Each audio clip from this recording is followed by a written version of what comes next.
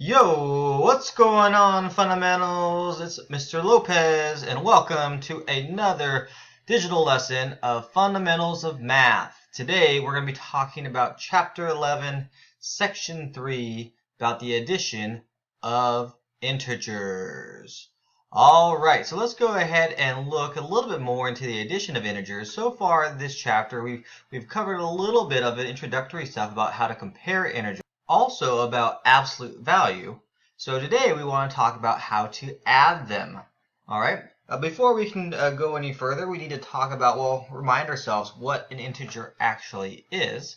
So if you don't remember, an integer is a whole number, whether it is positive or negative. Some examples would be like positive 2, that's a positive integer. Or what about negative let's say 8. That's an example of a negative integer. Or we also have examples like 0, which are neither positive nor negative. Right? And using these positive or negative values, we can go ahead and add these together. Adding two negative integers is similar to adding two positive integers, except the answer is negative. And I'm going to try to simplify this with an easy to remember rule a little bit later. But here are some examples.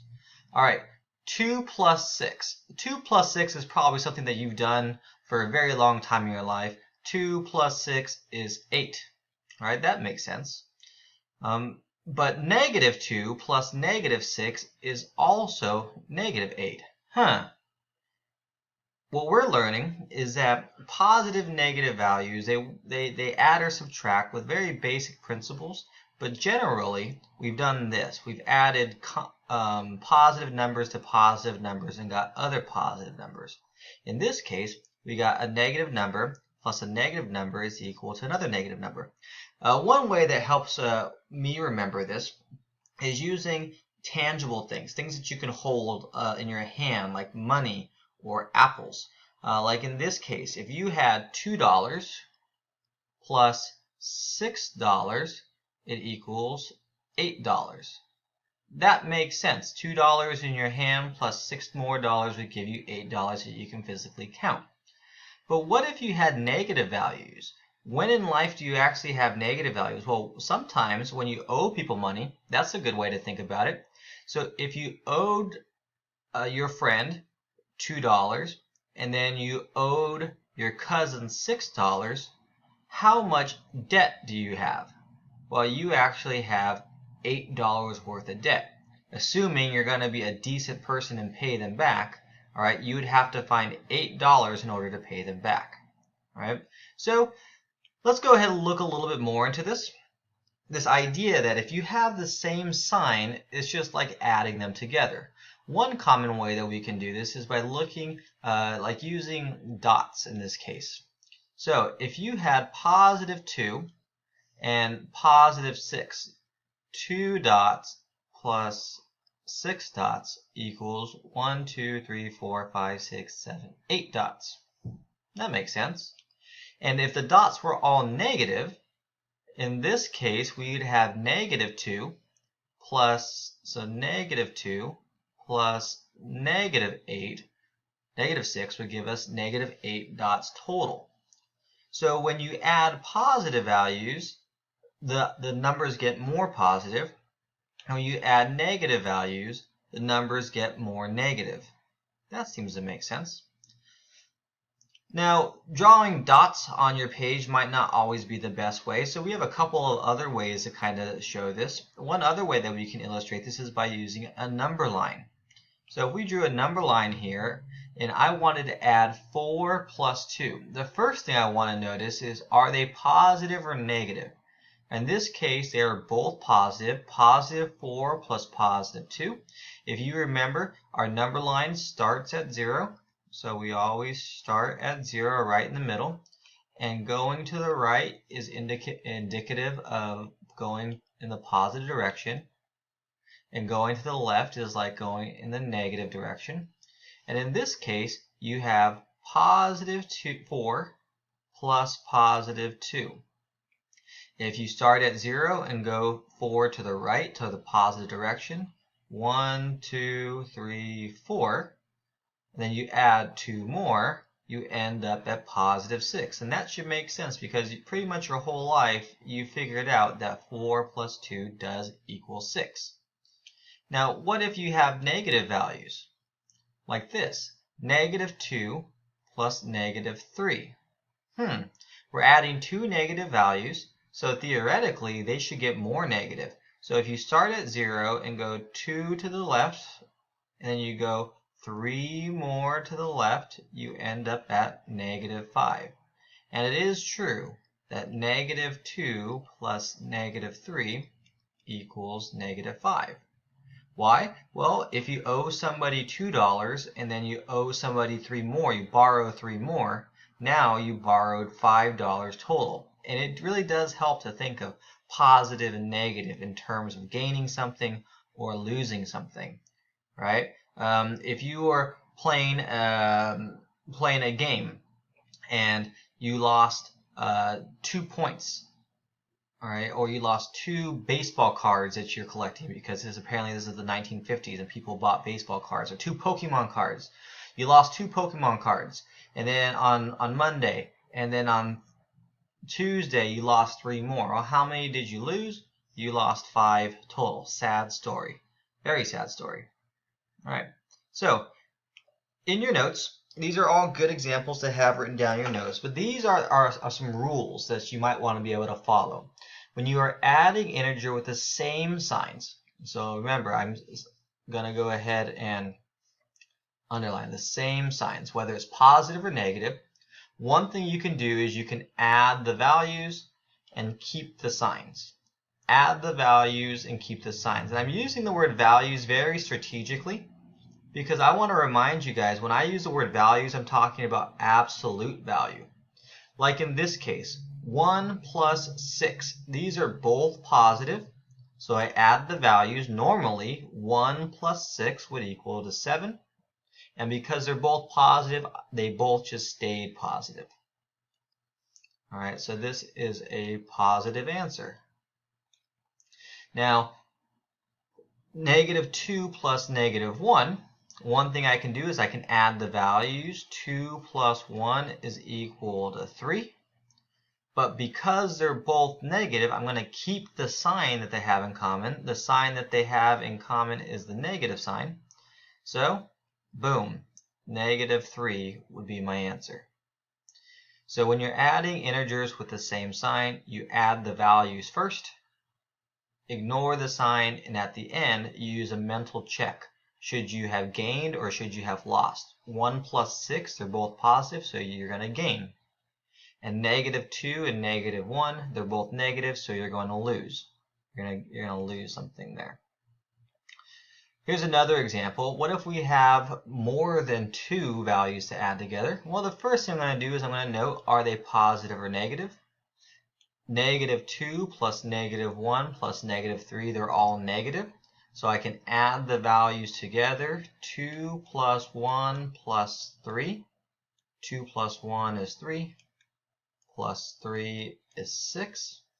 And because they're all negative, the answer is negative 6. All right. So what we're doing is we're adding the values and then keeping the sign that they all have in common. In this case, they have negative signs in common. Okay, so let's go ahead and work on these additional problems. I'm going to go, first thing I'm going to do is step 1 is I'm going to add the values. In step 2, I'm going to keep the common sign. Keep common sign. And this is whenever we have the same sign. So 6 plus 7 is 13. And because they're both negative, the answer is negative. If you borrowed $6 and you borrowed $7, you now owe $13. Okay? 15 plus 8. 15 plus 8 is going to be 23. And because they're both positive, the answer stays positive. And that would be our answer. This one, I can tell that they're all negative signs and they're all the same sign. So I'm going to go ahead and know that my answer will be negative. and I can add these together. 4 plus 13 is 17, plus 5 is 22, so the answer should have been negative 22.